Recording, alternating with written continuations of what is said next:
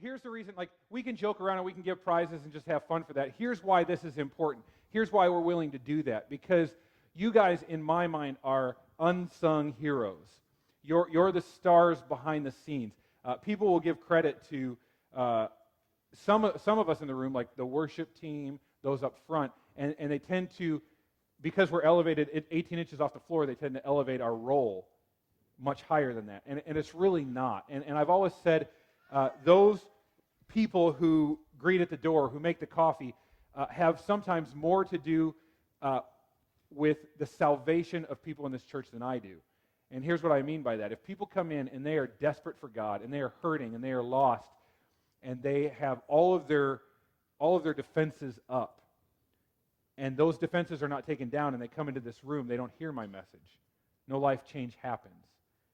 You are responsible in that first 7 to 10 minutes for taking those defenses down. And that's incredible, what you do. And so thank you for being a volunteer who does that. And in case you think you don't do anything, I just want to share with you some of the testimonies that we hear, that we get by email, that you guys don't hear. We probably don't share them enough with you. But we asked people when they come, what did you first notice about the Ransom Church? Listen to some of these responses. The greeters were friendly without being overbearing. The atmosphere, the music, the enthusiasm, and the kind greeters. The greeters were very welcoming, and I noticed everyone I came in contact with made me feel very welcome. Coffee stations were also a plus.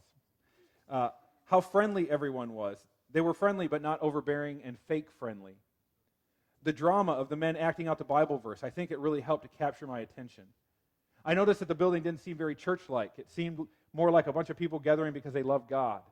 That's cool. Friendly, helpful greeters, the cheerfulness of the greeters. People who weren't greeters said hello and that they were glad we came.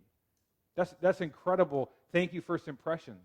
Thank you, drama team. Thank you, all of you who were involved in that. What did you like the best, we asked them. I love the worship.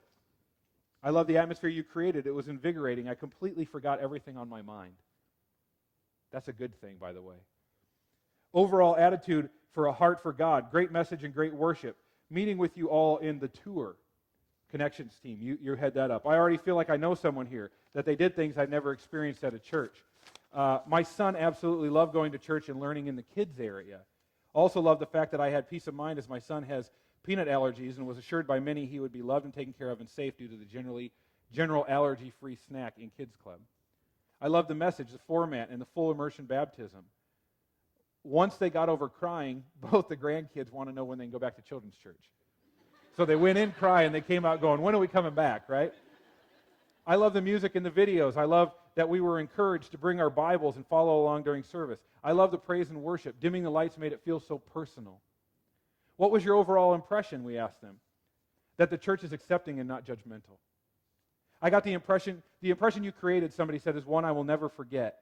I wanted to come back the same day for a service. I could definitely feel the presence of the Lord here. It was my first time at Ransom, and I already felt like I was at home and was part of the church. Everyone's so friendly and non-judgmental. My children enjoy your children's area. I enjoyed being comfortable in church. I really want to come back again. I get the feeling you've already outgrown your building. Amazing. We will be back. Felt the love of Christ in that place. My husband is excited about attending church for the first time in our 24 years of marriage. It's easy to see this church is all about God's business. I'm a senior at Dordt College in Sioux Center, and for 4 years, I've not found a church. I'm seriously considering driving the hour and 15 minutes weekly to worship with you. And then the worship was authentic and not a performance. And then here's some kudos to kids ministry in particular. 2 incredible stories. This morning on the way to school, my son said, "Turn it up, Mom." I did, and he proceeded to start singing, "I will love the Lord with all my heart, with all my soul, with all my mind." After the song was over, he said, "Want to know how I know that song so well?" Of course I said yes. He very frankly said, "The city." It makes me so happy to see the love and promises of God written on the hearts of my kids. Thank you for the work you and your team do each week to support this for my kids and all the kiddos at the Ransom. And then another one. Just thought I would share this with you. Driving home from church yesterday, my son pointed out that we would not be at church next week because we'll be out of town. His sisters started crying. They don't want to miss church. They've not seen their aunt or grandpa in over a year, so I thought they would be happy to go, but they both explained to me that the people at church are their family. and that they will miss them. It makes me feel so good to know that my kids call the Ransom their family. They really enjoy kids' church and are so excited to go each week and learn new items. They can't wait to tell us what they're learning and what it means to them. I'm so thankful for all of the staff and volunteers who are helping my kids build and grow their relationship with God. It's amazing to watch them on this journey. Listen, this is a tiny snippet of what comes in, and I want you to hear very, very few have anything to do with the pastors or the sermon. Most of them have to do with you. You did that. Like, you need to understand that. What you do is so valuable. You are ministers in what you do. That's why this time is so important. That's why we want this to become a focal point of what we do. Because it's so easy when you're serving in the nursery over and over and over. It's so easy when you're understaffed. It's so easy when you feel like you're making coffee. What does that do for anybody? It's so easy to forget what this is about.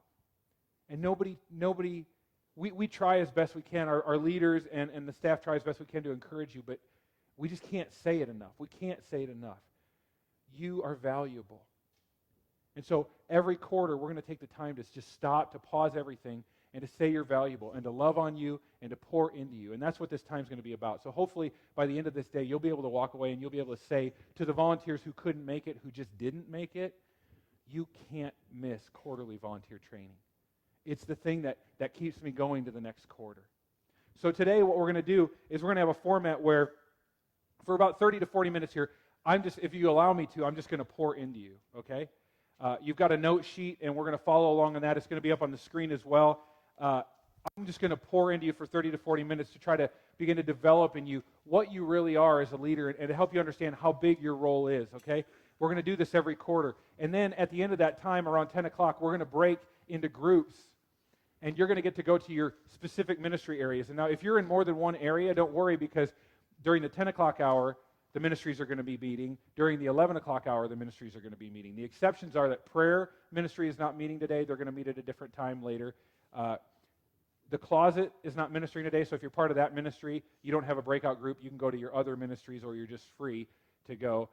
But then also today, Connections is meeting second hour in the 11 o'clock, and First Impressions is meeting first hour. So if you're part of one or both of those, just be aware of when those meet. You should have received a little map about where they're meeting in the facility, so when we break, we'll refer to that.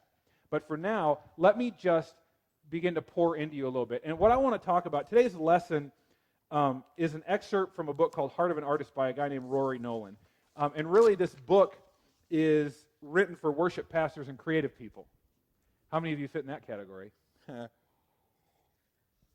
So here we are, the first quarterly session, and I just spent like 10 minutes, 15 minutes explaining to you why I want this to be so important to you.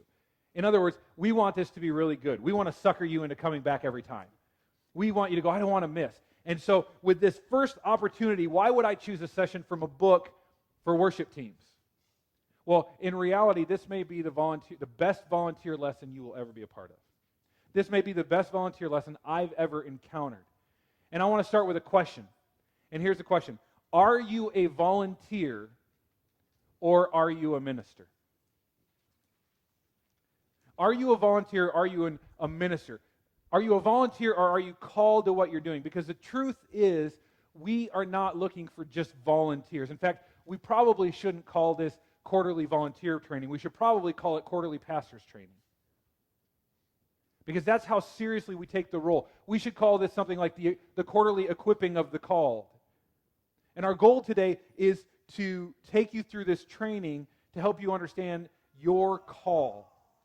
So that as you come on a Sunday morning and you serve, that you're not just filling a role, you're ministering.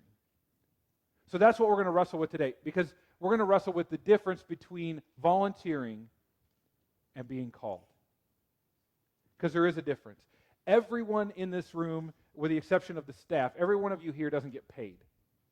And some of the staff don't get paid that well. So, but everyone, to some extent, you're a volunteer. You're here voluntarily. So we're on the same page there. Not everyone here is called to what they're doing.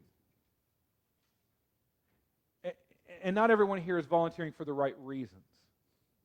Does that make sense? And so there is a huge difference, a monumental difference between those who volunteer out of obligation and those who feel called to serve.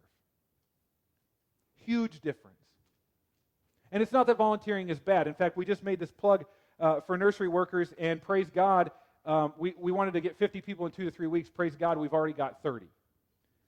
And we're going to push it again on Sunday. So we're going to get our 50 probably in a week. That's how awesome this church is. Okay? And it's not that that's bad. There's a time for that. There's a place for that. You need to do that. But there's a deeper level of joy. There's a deeper reward available when you begin to realize that you're not just volunteering, you're in the center of God's call. And that calling is something that's not reserved for pastors, that we're all called. We're called to use our gifts in the local church. If you were to read 1 Chronicles chapter 15, what you would find is David appointing people to different positions. And in verses 16 and 19, he appoints musicians for worship. He doesn't appoint everybody. He appoints those who were called to that position. You see that type of thing all through Scripture. You see in Colossians chapter 4, verse 17, you see Paul write, "See to it you complete the work you've received in the Lord."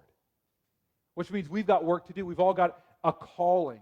Frederick Buechner describes that calling this way. He says, the place God calls you is the place where your deep gladness and the world's deep hunger meet. That's your calling. And so our goal today is to make sure you're doing more than volunteering, but that you can see this as a calling. So today we're going to look at 10 differences between volunteering and living out a call. 10 differences between volunteering and living out a call. So here we go. Number 1, volunteers see their involvement at church as community service, but people called of God see it as ministry. When you come on a Sunday morning, are you participating in community service, or do you see what you're doing as a ministry? You have to believe this stuff has eternal ramifications. You have to believe coffee servers, that when you stand by the big yellow spool and you take the old coffee pot and put it down and grab a new one and then take it over and they make coffee as fast as humanly possible, you have to believe that what you're doing has eternal consequence. Because let me ask you this. How many of you, when you've had your cup of coffee, have an easier time listening to me? Let's just be honest. Good coffee makes me better, right? I mean, let's just be honest. It has eternal ramifications because what you're doing is you're taking down a barrier. You got to understand that when you stand at the front door and you greet and you shake hands, you're taking down a barrier. Those testimonies referred to, I came in and I forgot everything that was on my mind. See, what you do has eternal ramifications. You got to believe when you are in the nursery and you're holding that crying baby and it is not fun, that what you're doing is you're helping a parent worship free of inhibition. Because that crying baby is not in their arms in the service. They're not feeling embarrassed. You've, for an hour, removed that so they can worship free. It has eternal ramifications. Okay? If this is community service to you, then what you will see your role as something that you have to do. If this is community service, this becomes an obligation. It becomes about checking the box. It becomes about, they say we have to serve free of self, so I'm just checking that box, and you will burn out. And honestly, we're seeing volunteers do it. And it's not because they're being asked too much. They are. But it's because of how they view the role. See, if it's community service, then, oh man, this is something I have to do. But if it's a call, now it's an honor and privilege to set aside that hour to hold that crying baby, because in fact, it's a position we don't even deserve, because what we're doing is being part of spreading the gospel. And there's a huge difference in how you view that. So first and foremost, volunteers see their involvement in church as community service, but people called of God see it as ministry. How do you view your call? Second, volunteers whine about what it's going to cost to serve. But people who are called are committed to serving. God has given us all gifts, and we're stewards of those gifts. Volunteers will typically count the cost. And the result then is when the cost gets too high, they quit. Because I've done it for a while, I put in my time, I did my duty, now the cost has got too high. But when you want to, it's not that you don't want to serve. You want to serve. It just costs too much. See, it costs me my time, my tithe, my talent, right? But if you are called, serving becomes a priority. It never becomes about what you have to do. Now it's about, now you're getting up early on Sunday morning, and you're serving late, and it seems like a privilege. And you're getting up early, and you're getting to the church, and you're saying, what can I do? Because you're part of the first service team. You're not getting there right when you got to be there. You're getting there, and you're going, how can I prepare the nursery so that you don't have to? You're never, if you're in the late shift, you're not leaving a mess for the leaders to clean up and completely ignoring the checklist. Now you're looking at, you're going, how do I stay until everything is taken care of so I don't dump this in the lap of a leader? Because, you see, you're called to do this. And so why would you not want to do everything that you can do? You're committed to serving. There's a big difference there, isn't there? Third, volunteers shrink back from resolving relational conflict. But people called of God seek to resolve conflict for the sake of unity. Listen, volunteers sometimes complain about other volunteers. I know that's hard to believe. Volunteers sometimes complain about their leaders. Leaders sometimes complain about y'all volunteers. I'm just being honest here. That's normal. There are going to be people on your team that drive you crazy, that tax you, that test you. See, there are always others like that, but relational conflict often leads to volunteers checking out and quitting, either quitting mentally and just going through the motions, and so they become like a lousy volunteer, or actually quitting because I just don't want to deal with it. But those who are called say, you know what, for the sake of the ministry, I got to figure this out. I got to work through this conflict. This person drives me crazy, yes, but I got to figure out how to deal with that for the sake of what we're doing, because holding that baby, greeting that person, serving that coffee, serving at the tour is bigger than that personality that drives me crazy. Fourth, volunteers look upon rehearsal or training. Now, here we are at a training, right? Volunteers look upon rehearsal or training as another commitment they are obligated to fulfill. I have to be at that thing. I have to go to that. I can't hang out with you Saturday morning. I have to go to that volunteer quarterly training. But people called of God look forward to rehearsal or training as another opportunity to be used by God and to grow. See, we value your family time. We want to protect your family time. I want to protect our volunteers' family time. I want to protect the staff's family time, which is why we're doing this event, to consolidate, to bring it all together. Now, if you're a volunteer, you see this as another morning that the Ransom Church took away from you. You're counting the cost. And so you go, I had to give up that Saturday morning. If you're called, you go, this is another growth opportunity. What can I learn? How can I minister? How can I pour out? And every time that we gather, it's a great opportunity to learn and to serve others. Because volunteers look upon this as commitment that they're obligated to fulfill. But people called of God look at rehearsal and training as another opportunity. How can God pour into me? The called are those who are saying, thank goodness they're doing a quarterly training. Because we need it. If we're going to get better at what we do, if we're going to affect lives, if this is really about the kingdom, I need as much training as I can get. Why aren't we doing monthly trainings? We're not doing monthly trainings. We're doing quarterly trainings. But why, that's the mentality. Fifth, volunteers do no outside preparation. But people who are called of God come to service as prepared as possible. Some people, I know not you guys, but some people do just enough to get by. We don't prepare for our lessons that we have to teach. We don't prepare ourselves mentally, emotionally, spiritually. We stay out super late on Saturday night and don't get ready for the Sabbath, right? Because after all, we just got to get there and give the bare minimum. After all, I'm just filling a role. I'm just a volunteer. But people who are called of God know that they're serving Him in what they're doing. And they come and they want to glorify Him with their talents, with their gifts, with their time. And so every time they serve, they say, how can I do this to the best of my ability? You ever come to your volunteer role Sunday morning unprepared or too tired or whatever, and it's your fault? But it affects the entire way you serve that day? Now listen. We're only halfway through. Right now, you're probably mad at me. Right? You're hearing this list, and you're like, I don't like you right now. You're kind of a jerk. Remember, I didn't write this. This was written by Rory Nolan for worship leaders. Right? So why does this feel like I'm all up in your business? Why does this feel like I'm inside your head, right?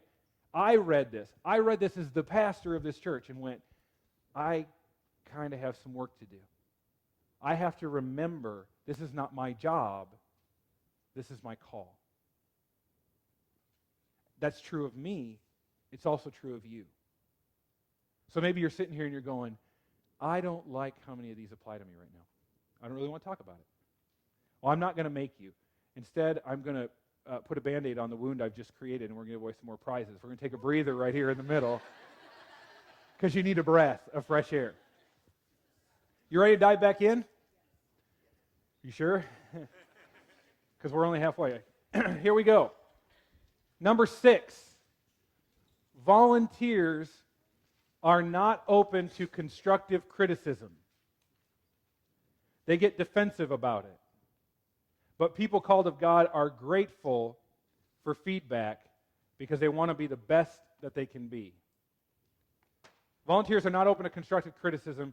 People called of God are grateful for feedback because they want to be the best they can be. Those who are called want to hear suggestions. They want to hear corrections. They want to hear where they messed up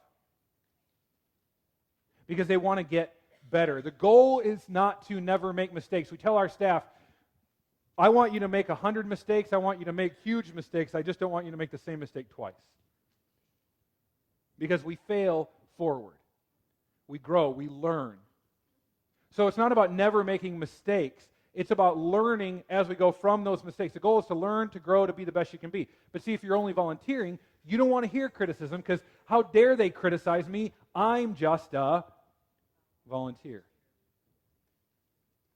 No, you're not. You're called of God. So let's learn and grow together. 7, volunteers feel threatened by the talent of others. But people called of God praised him for distributing gifts and talents as he chooses. See, there's two extremes of volunteers. On the one extreme are those who say, this is too hard, I'm going to quit. On the other are those who fall so in love with their role that they begin to guard it as if they're the only one who can do it. When really the goal is to equip others to do it and work yourself out of that role and give it away. But so many, this is our role. So then somebody comes along, you're a guitar player in the worship team, and somebody comes along who's a little better guitar player, or a little better drummer, or a little better singer, or who can do something you can't do. Or you're in kids ministry and someone comes along and they're like Steve Zahn on Daddy Daycare. Like he read Dr. Spock's book for children, and now all the kids just love him, and you're an idiot, you don't know anything. And so now you're going, wait a minute, whoa, that's my job. And you get all defensive. See, but people called of God say, these are co-laborers with Christ. The better team we have around, I hope they're better than me. Because I'm serving in this role, and I'm just not that good. I hope they're better than me. This is why, as a staff, we have Phil and Will preaching. And this is why, as a staff, Phil Wiseman lets other people lead worship. Because we hope in some ways they are better. Because how else are we going to reproduce ourselves and reach more people? And so those called of God, they don't get defensive. They go, oh, I'm thankful for the gifts God brought. I hope they're better, because this is not just mine. Whatever is most effective for reaching people. Number 8, volunteers want to quit at the first sign of adversity or discouragement. But people called of God dig in and persevere. Now, I'm going to share a statement with you that is going to totally just shock you, take you off guard. Ransom's not perfect. I know. I was surprised when I found out. My wife had to tell me. There are no perfect churches. And you've heard the statement, there are no perfect churches, and if you find one, once you start attending, it won't be perfect because now you're there. Right? There are no perfect leaders. A lot of the leaders of the ministries you serve in are volunteers that have like jobs and families and kids and things they got to deal with, right? And mortgages to pay and all of that. And they're going to make mistakes. Even the staff, we're going to blow it, right? The volunteer leaders are going to blow it. The staff's going to blow it. Problems will come up. Listen, especially as we do this multi-site thing, and we start adding other campuses. Do you know how complicated that is? You think volunteer communication and volunteer scheduling is hard now? You think putting it on a line, I'm going to sign up for this volunteer spot, and then you get scheduled one that you didn't like, and now you're mad about it? You think that's hard now? Like, these are volunteer leaders doing this, right? This is complicated. When these problems come up, when they come up, people of God don't complain. They don't dump on the leader. They don't go, you know what, they need to fix this or I'm done. They don't run when the going gets tough. Instead, they pray. They say, God, help this leader walk through this situation. Or they become part of the solution. They say, how can I help? Can I help with scheduling? Can I help take something off your plate so that you can, what can I do to make this easier? They don't abandon their leader. 9, volunteers find their main source of fulfillment in their talents and abilities. Look at what I can do. But people called of God know that being used of God is the most fulfilling thing you can do with your life. People called of God don't need a platform. They don't need the world to know what they're doing. They just want God to be glorified. They just want the kingdom to be advanced. Their attitude is, you know what, God, more of you, less of me. I must decrease so that you can increase. Because at the end of the day, all they want in this place, in this ministry, is for God's will to be done. And if that's for them to serve in this role for a while, great. If that means transitioning to a different role, great. If it means putting in extra hours, great. If it means being replaced by somebody, great. If it means using my talents in this way and I just want to be used of God. And then 10, volunteers can't handle situations in which they will be stretched. Which, by the way, is a real problem for a volunteer. But people called of God respond to God's call with humble dependence on Him. Listen, if you're a volunteer, again, you're just filling a spot, doing a task, checking a box. You don't want to be stretched. You don't want to be challenged. Being stretched is grounds for giving up. But if you're called, you know God's going to stretch you. He's going to equip you. In fact, the majority of people who think about volunteering and don't think they have enough to bring to the table. They think, right now, I'm not equipped, and they don't want to be stretched to be equipped. So they never volunteer. But if you're volunteering, that's your attitude. If you're called, you know God is going to stretch you. God, how do I need to grow to do what you're calling me to do? The phrase is, God doesn't call the equipped. He equips the called. So, summary. Let me sum it up for you. The difference between volunteering and being called. It's summed up this way. If this is a call, you will be ministry-minded. If this is a call, you will be ministry-minded. How can I help? What can I do? Where can I serve? Can't wait to go with my volunteer leader and learn how I can be better at my role in the next hour or two. If you are volunteer, you'll be self-minded. Why did he tell us this? This really isn't valuable. I can't wait to get out of here and have the rest of my Saturday. I hope this thing gets done early. Right? So let me ask you again. Are you a volunteer or are you called? If you're volunteering, but in your heart of hearts, you're sitting here and you're going, I know I'm called to this, but I've not been bringing my call to the table. I've been bringing my volunteerism to the table. I've been doing community service. I've never been ministering. If that's where you're at, grow. Grow. Take this stuff, apply it to your heart, let it change you. Go into your groups that you're going to go into now with an open mind, with an open pad of paper and a pen and say, how can I be the best volunteer? Ask your leader when you get with them, what do you need? Where are you overwhelmed? You've got to be overwhelmed. We grew by 300%. You've got to be drowning. And now crazy Pastor Phil's saying we're doing a multi-site too. You're underwater. Right? You need a snorkel where you're at. How can I get your head above water? If you're serving in a role you don't feel called to, as hard as this is for us, let your leader know. And that's not a pass out of here. Like, I'm not called to this, I'm leaving. See ya. It's an opportunity for you to say, I'm serving in this ministry, but I don't feel called to it. Maybe I need to meet with Pastor Will again. And I need to go, this isn't working for me. Where do I need to serve? Because it's not an option of if. We need you. It's an option of where does God want you to serve. And if you're in the wrong place, let us help you find the right call for you. So please don't hear this as guilt. Because the line between guilt and conviction is the Holy Spirit. And if what you're feeling right now is guilt, dismiss it. Your heart's not ready. If what you're feeling is conviction, let the Holy Spirit speak to you and move you. And if what you're feeling is great, because this is where your heart's been and you're so excited that we're talking about this, let God continue to stir that in you. If you're sitting in here and you're going, I feel like I've applied all these, you're probably a leader. God probably wants to use you in a bigger role. So if you're there and you're like, I completely resonated, I'm totally about this, talk to your leader and say, do you need another leader? Because the answer is yes.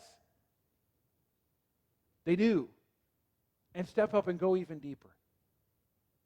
So let me pray for you as we jump into the deeper waters of equipping you for your task. Heavenly Father, thank you for opportunities that you give us, again, to just kind of take the blinders off, to sit in a room like this and to just go, you know what?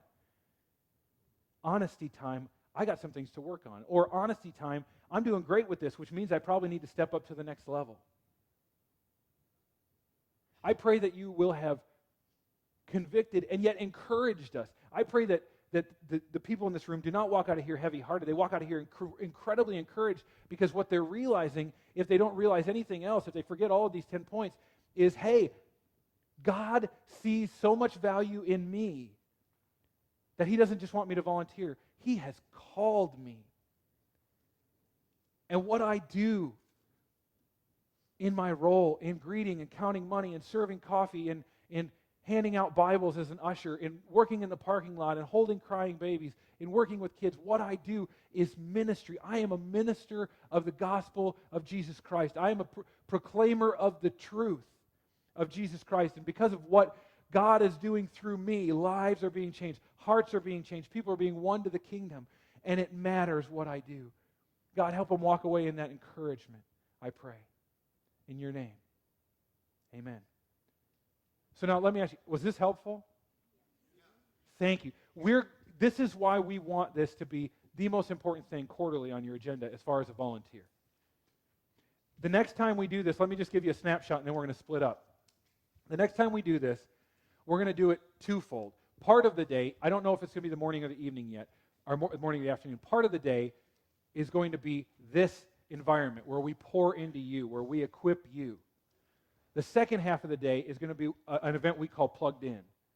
We did it a few months ago for the first time, and it was incredible. It was for those who are new, who are looking to get plugged in, and by the time they left this place, we'd introduced them to ministries, introduced them to leaders, encouraged them, and they were able to sign up on the computer before they left for a role. So it's the best way to build your team. And so obviously you being passionate about your ministry and being at Plugged In to say, hey, come be a part, is incredibly huge. So we're going to spend half the day pouring into you and half the day having you pour into new leaders. Incredible. It's going to happen in September. Do we have is it September 21st, I think it is? Will's going to pull that date up for us real quick, because I want you to be able to write it down, put it on the calendar now.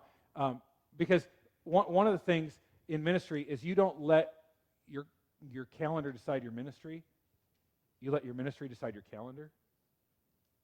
So if you put it on your calendar now, our hope is that you look at it and you go, oh, I can't do something that day. I got quarterly ministry training. It's important that I be there. September 21st. September 21st.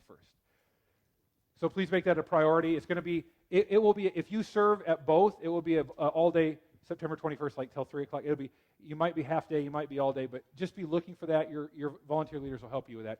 We're going to split into groups. You should have had your little map. It tells you where everybody goes. We don't have that in digital format, do we?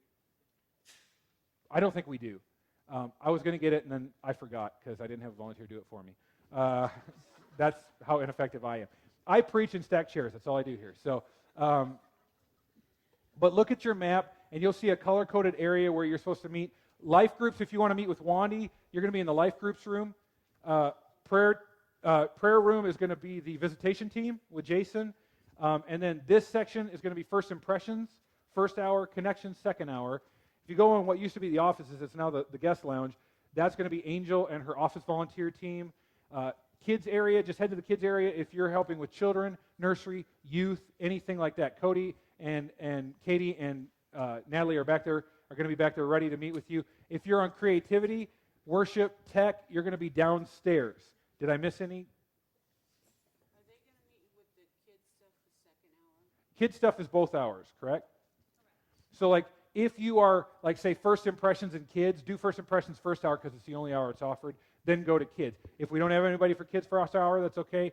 But we just wanted to offer both because we know some of you have multiple ministries you're involved in. So go ahead and head to whatever small group you need to, and then at the hour we'll switch. Thank you so much for being here.